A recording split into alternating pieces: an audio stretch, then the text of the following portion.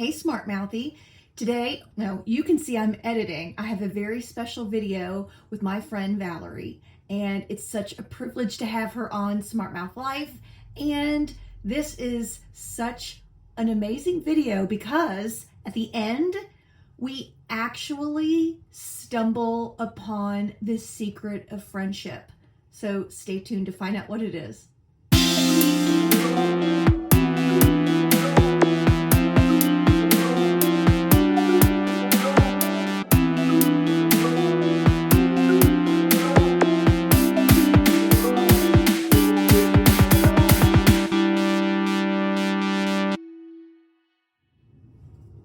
Hey girl, hey. Hello. Thank you so much for doing this. I know that it's not your favorite thing to be on camera, but you look so beautiful and it's the right thing because we're friends. That's right. And we're here on Friendship Month. And so who better to talk to me and them about friendship than Valerie? I don't know, but I'm glad I qualified. Right, you qualified. I probably tortured her. Anyway, so tell everybody your name, although I did just give it away. Tell everybody your name, and can you think of 3 words of attributes that you look for in a friend? You would think I would have, written. I told you not to prep. I want Okay. this to be like, she's dying right now. She's gonna kill me. Killing me. I'm Valerie, and I am the girl behind this door with Precision Skin Therapy. So Holly and I have been close for many, many years. I think we've already determined it was about 14 or 15 years. We'll get to And that. We'll get to that. Okay, I always talk 3 too much. words. Okay. The 3 words that I look for in a friend. The attributes in someone else that you think qualifies them to be friends. It's funny because I don't look for attributes. It's something that organically just, when it happens and it kind of develops. I know what things turn me off.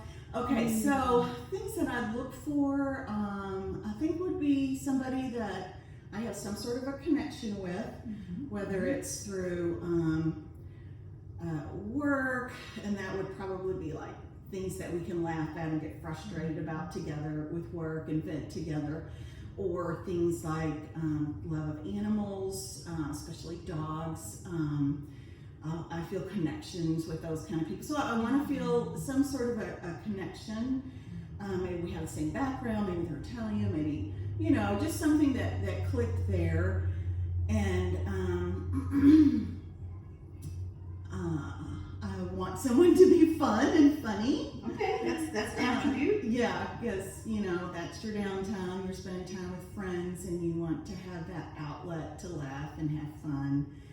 And someone that's, I guess, like-minded, that we kind of share the same outlooks and perspectives, and may not have the exact same coping skills or whatever, but there's some sort of I think real close friendships have a spiritual kind of connection. Right, and that was so interesting when you said, I don't look for these attributes. Either we're just friends or not. And I think it's so subconscious. I think you attract people just with an energy. And so I do think you've kind of touched on, it could be just a spiritual connection where you're just naturally drawn to somebody. And that's just the authentic friendship. And I think it goes both ways. Either you know immediately that you're not going to be connected to them, or you know it instantly you're going to be connected to them. Don't you find that? Sometimes, yeah. But I think, so Nora had talked about when you first said connections, where it's always just a link, whether it's like work or animals or a charity. I think Nora, did you watch that video when she said situationships?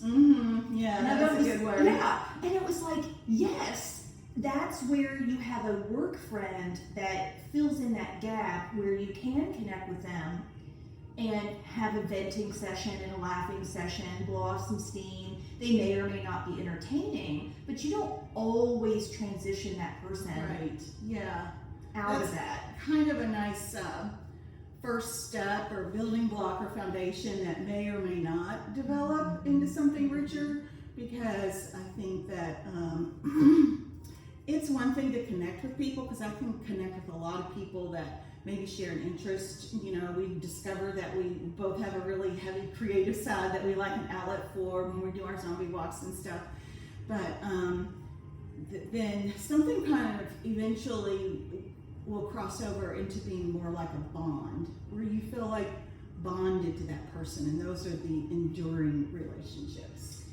So wouldn't you agree then that we had a situationship that crossed over? Yeah. Yeah. Yeah, because like you were just my client, like we just discovered since potentially 2008-ish. And there had to have been something that made that crossover. I would peg it as, you know, you suggesting, it was all you suggesting, because you saw creativity in me, apparently, where you were like, hey, there's this zombie walk thing, and I'm like, yeah, I've heard of that, would you think that that was our crossover? Yeah, I think maybe before we did the zombie walk, if you remember, we went to a haunted house together? Because I remember I wore that leather jacket that had like a Daniel Boone thing. It had like fringe all over it. I think I ended up giving it to you. No? Okay. I gave it to somebody. Anyway, it was in my consignment store funds. I kind of want it now. It was cool back then. And then, remember, because Donna stayed in the car, she was scared. I do, but what's that? And then after that, I remember we did the danger run. So that was fun because we won it. Right. We were really good. And it was you. And then I guess we just sort of had that kind of Halloweenish fun connection that we were both drawn to. We're just creepy. We're just creepy. I don't know. Dark. No, you're not dark. You're anything but dark. You know, but yeah. But I do love Halloween, and I think once we discovered that I think it's that creativity then, you know, because for me as the hairstylist, I always assume that people think I'm creative. Mm-hmm. But you as a client, when you were just the client, what part of that do I see that you're creative? You know, we talk a lot about your family, your parents, your sisters, you know, your work, Conan, but we never really like deep dive discussed that you were creative. I mean, you might have mentioned painting a little bit, but I don't think that I really discovered that part of you until we like made some costumes. Yeah. Or like designed these creative ideas, and like I think we keep pushing each other, you know, to be bigger with our creativity and our creative ideas. Mm-hmm. And it's always fun. And that just kind of made me think about something that I feel like is part of a close friendship, is that you really respect the person. I think trust and respect and support and all those fun, warm, fuzzy words are so true. And you just blow me away. And I just really respect her opinions and her ideas, and I just think you're amazing. That's so sweet. Aww. I love you too. Cut. No. Feel the love. But I love though that we just identified the situationship evolving And that's that long-term friendship. I think, correct me if I'm wrong, but I think now, even if I wasn't still a hairdresser, I think we could sustain a friendship out of, I hope so. you know what I mean? Yeah. Like, I'm counting on it. right. I don't think that our situationship is now contingent, or our friendship is now contingent on the situationship. Mm-hmm. You know, I think you had the number 2 word cluster that you gave me for attributes is fun, funny, and entertaining.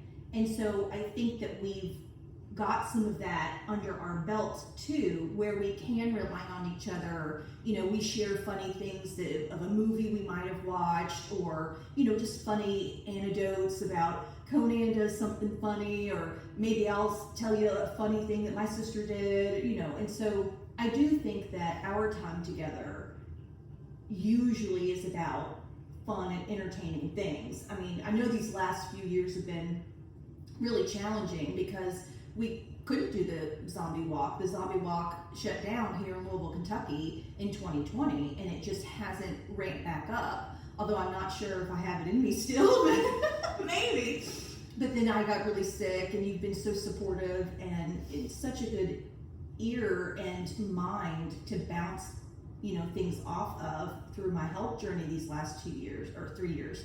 So it's like things have evolved, and that's good too, you know. But I do want, you know, I do look forward to things evolving again into more fun. I want us to find other fun things to do. I mean, you know, it's been a crazy past few years opening a business, and me being sick and stress and craziness. Yeah. I think it's gonna be. I think we're gonna, you know. But that's that true friendship where it doesn't matter if you're stressed or I'm going through something. We're still super supportive, and you check on me and I check on you, and I think that's part of the whole package. And I think when I was writing that question about the 3 words to describe your attributes, I actually changed it because in a couple of videos ago I had talked about friendship requirements, and I thought,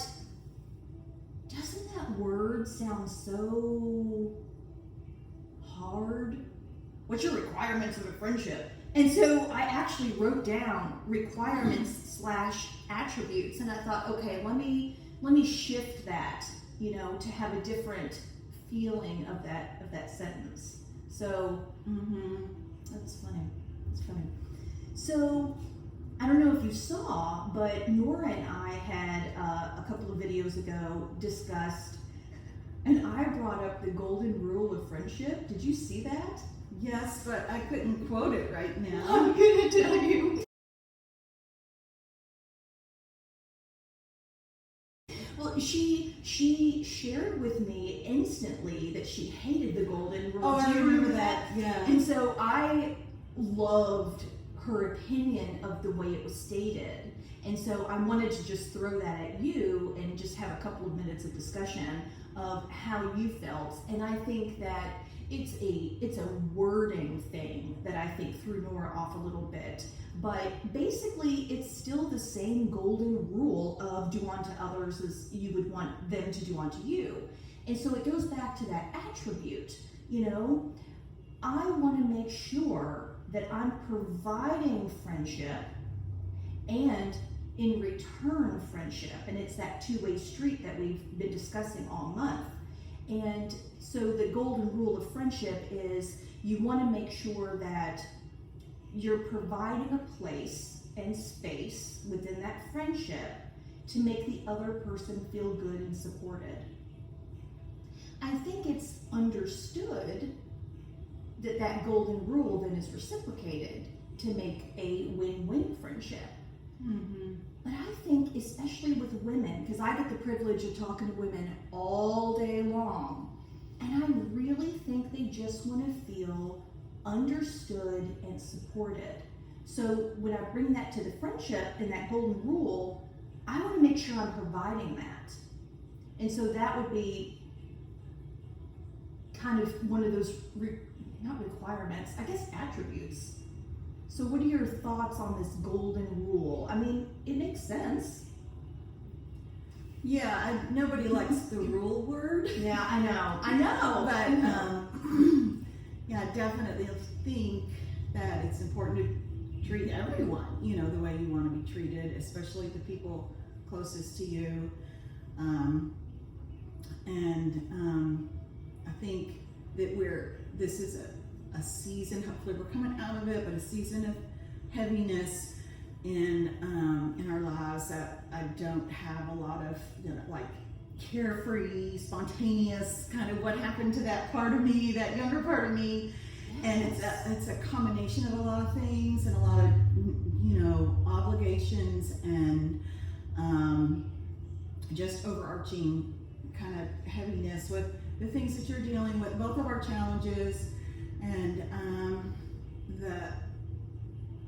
even in the midst of you having your own personal challenges that day or that week or these few months, however long it's been going on, to still be there for the other person and not feel like you have to be a happy, smiley person either, to be authentic with that person.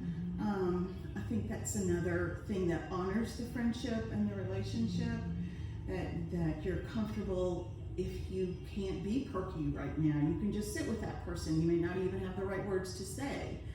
I love that. Because that has happened. I think that's one of the big things of me being the hairstylist and being a certain way to provide a service.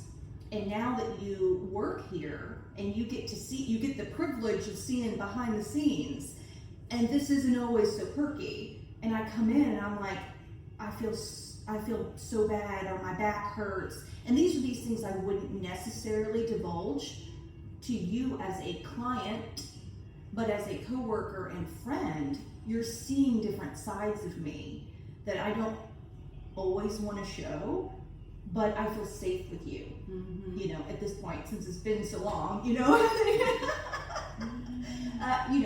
so that's part of the supportive, and you always are such a good listener. You will just quiet down and let me complain about my back hurting or whatever it is on my body that's hurting for that 15 seconds. You go on. You do the same for me. So I know that does go both ways. How's your old lady hip? Is it still being there? She came to me like, oh, my hip, and we could talk for an hour about body parts that are falling apart, but everything's normal. Yeah, that was fast. I don't know what happened, but everything feels fine. I'm doing good. Good. Yeah. One last question. Are you ready? Yeah. Here's what I want to know. I want you to think way back. Like when you were in elementary school, has your ability to make friends different? Like think back at your friendships when you were 10, 11, and 12. Are they still similar to now adult friends? And how have they changed? How has your friendship evolution changed from when you were a little kid? Oh, wow. I definitely don't make friends as easily. And I think it's just a busier lifestyle, and when people have a more complicated career path and family obligations and stuff like that, it's harder to find the time, because it does take some time and initiative to build friendships. I think when you're younger, it's all about having fun and playtime, and so I have to kind of schedule that in here and there. Yes. And so, yeah, I don't feel like I make friends as easily because I don't have the available time for it. But that's why the friends that I have, that I made when I was younger, are so near and dear to me, and we understand each other, we understand busy lives, and we can go huge long periods of time without seeing each other, and sometimes without even talking or texting, and just pick up right where we were whenever we create the little spaces in our lives to be together and just pick up right where we left off. So that's very comforting, and that comes from, just like a really strong, long, enduring friendship. So, well, when you say long and enduring, do you find, because I have had relationships back in like elementary school that have not endured because you just authentically, some friendships kind of ebb and flow, and that's great. But there are a lot of my friendships from my youth that have just, we've traveled different life paths and have different experiences. And so it's hard to find long-term compatibility. So have you been in a long-term friendship since your youth? Yeah. I have a girlfriend I met when I was, I want to say around 8 years old. What? 8? Yes. And you still know her? Yes, and she's my only friend that goes back that far, and she's just a very, very special person. And, one of those friends that's crossed over and is really family to me. She's very much a sister. And I've got another friend that I met when I was a teenager, and she lives in another town, and we are extremely close, just like family, and would be there in a heartbeat for each other. I mean, literally just hop in the car and be there. And then I've got some very close friends from the days out in California that we have super strong bonds with, and that's a very long distance relationship that has survived for a couple decades. What's the magic ingredient then? What's the secret? I don't know. Sustainability. Such a huge, strong bond. I'm just fortunate to find. I don't need a whole lot of friends and social interaction because I am an introvert, and I think as I've gotten older and I've become maybe a little more introverted, so I really need to recharge with some downtime alone, and so I only need a couple of really strong oak trees in my life. I don't need a lot of friend vegetation. I just need one or two couple anchor trees that are going to be there for me through all the storms of life. And so, wow, that sounds successful though. Just seriously feeling blessed. I don't know. I'm not necessarily good at making friends, but when someone's worth holding on to, and I think, and that's been, a very mutual thing. So I think it's easier to have compatibility at 10 years old than 40. I remember when I think back on the playground, when you're on the playground and you find another little, classmate, and you can find compatibility over, what's your favorite pizza topping? Yours is pepperoni, mine too, let's be best friends. And but now as an adult, I'm tougher. And that's why I think I went back to that word requirement. Because I think I'm just so much more structured because I don't have time, because I only need a few trees. I think we're very similar because we're both introverts. And so if you're not like spot on, it's just going to fizzle away. And it's not because I didn't like that person. It's just that it wasn't what I needed. I love that you talked about just that vegetation of just different, and I think there are different layers of friendships. And so there might be those really strong trees that are in your inner circle that are always going to be there. Like you said, you'd get in the car and you would drive a couple of hours and be there. But then there are those other, maybe shrubs Yeah, and then the vegetation. It makes a beautiful landscape. You know, it makes things very interesting. It's colorful. Yeah. You know, some things are perennials and you know, they're seasonal. Some people in your life are annuals. They were just there for a short time. They bloomed. It was great. You know, I've had. That's an interesting metaphor. Yeah, but, I love it. But anyway, yeah, I think also when you're younger, you haven't figured anything out. You know, your preferences, your views on life. You haven't had any life experiences to know what feels right inside you as far as how to react and how to think and what your perspectives are going to be. And so anybody can kind of fit the mold because the mold is still forming. She's writing things down. Will there be a test? Yes, no, but I think you hit it. Wait. No. I'm having like a moment over here. Good. Because even though I fibbed at her before we started and I told her we only had 2 questions, I have 4. Oh. And no, but it's just part of the conversation. And she just hit it. No, this is perfect. Okay. And you're doing so well. Isn't she doing well?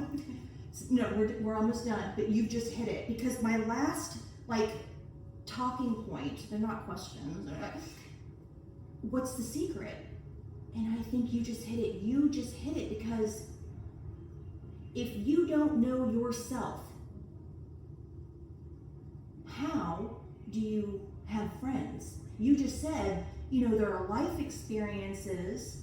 And being youthful is so easy because you're not bombarded with stress and jobs and responsibilities and life experiences.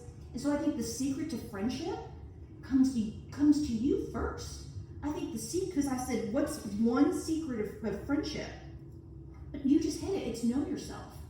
Because if you don't have what you're bringing to the table strong and authentic, it doesn't matter. You could try to form friendships in all different directions. Mm-hmm. And if you're not yourself, they're never going to have legs. Mm-hmm. Absolutely. So I think that was it. Mm-hmm. Sorry, I took that question away from you, and it was like, this is it. But you were, right. But you were just saying these life experiences are what make up who you are so that you can deliver a friendship. Mm-hmm. It goes back to that golden rule. What are you bringing to the table? Mm-hmm. Because if you're not you, it's nothing else is going to work. Yeah, and you shouldn't have to hustle for it. You shouldn't have to try to be something you're not to earn that friendship or that person's liking of you. If you're not being your authentic self, you don't really have a true friendship. So yeah. I think that's why, and I've talked to Paul so much about this, I think it's why I struggle with friendship, because you talked about hustle. So in my line of work, it's required that you like me. I mean, think about it. It's fine if I can give a good haircut. This really does not matter. I can teach a monkey to cut hair. It's not about the haircut. In order to create a business that is dependent on retention, the haircut, it's fine. Haircut's fine. But do you like coming to my space? Do you like me enough to come and hang out with me, let me cut your hair, and pay me? And so for the last 23 years, I am hustling to make people like me, and it's not authentic. And at the end of the day, I'm not my true self because it's a business, and so I'm presenting as the hairstylist. So I have my hairstylist Holly instead of the authentic Holly. Mm-hmm. And sometimes those clash, and it's not super authentic both sides. And so I think that has kind of messed up a lot of stuff because I do feel like I bring a lot of hustle because this is my job. This is my income. This is my way that I earn money. And so it's funny how it like overlaps. But I'm not always 100% authentic because it's still, at the end of the day, I need you to like me, not you personally, but I think she likes me. Not you personally, but I think I have a pressure that I have to sustain. Isn't that weird? Well, I think that's probably the same for all the service industries when they're at work, you know. So, I wear a lot of service industry hats, though. Do you know I'm a therapist? yeah. You're like, aren't you? Okay, that legit is that's it for my paper. Okay. Was this painful? No. No. I mean, you do make it fun, Holly. You know you do. Do I enjoy this? I don't enjoy a lot of social media things, but I know it's. You did great. I had fun. I'm glad I did it, and it's it's fun to talk about us and to talk about you, and yeah, I'm glad you twisted my arm. You shouldn't twist my arm. But I'm glad I asked, she said no, and I dropped it and tucked my tail. First, I just said no. She didn't even tell me what the topic was, so it was just like, no, I'm not doing it. And then, I think a couple weeks later, she asked me again, and I said, I'm not saying yes, but I'm not saying no. Yeah, that is what you did. Yeah. Oh, All right. Okay. yeah. Well, I came around. Yeah. Yay. Thank you. Thank All you right. so much. I love you. Love you. Thank you for your time and giving me this special gift here at the last day. Today is the last 11th day. hour. The 11th hour. That's a true friend. Yeah. All right. So we'll say goodbye to everybody. And yeah, that'll be it. Maybe we'll twist her arm and she'll come back for another topic at another time. Okay. See you later. Bye. Does that sound like a plan? How long have we known each other? Are we going to say 15 years? I may have your color card. Like when you first came to do color. So if we look, it says like 08. If this is the first card, I could have thrown away another card. You know what I mean? 08? 08. So 18, that's 14 years ago. Yeah. So that's pretty close. Yeah. So potentially 15 years if this is the original first color card. Why do I have them? Well, because I continue to be your client. Oh, but why wouldn't I throw them away? Why do I Why keep all of would them? you? I don't know. See, Isn't that that's funny? the impression of people. And actually, if I'm looking at it, that 5N and 6-3 is the same damn formula. Oh my gosh, I'm so boring. You're not I've boring. always been 5N and 6-3, or no, we mixed it up. We've mixed it up. Yeah.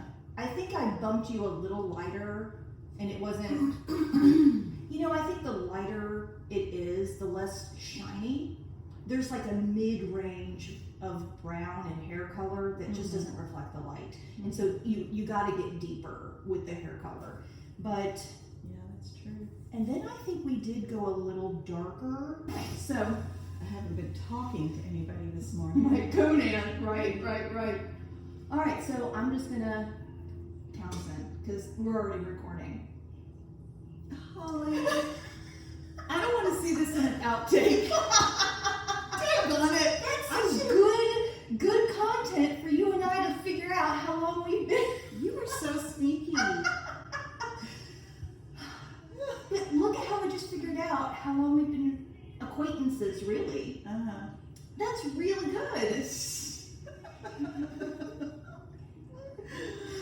Oh, is supposed to be fun. okay.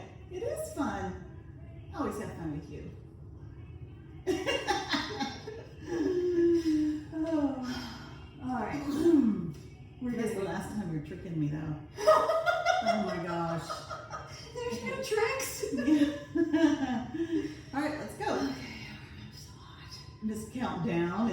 introduction. No, we actually are going to do that. Oh, okay. No, that was for real.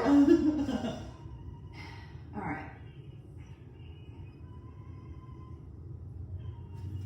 Hey. I want the thing. See, that's an outtake.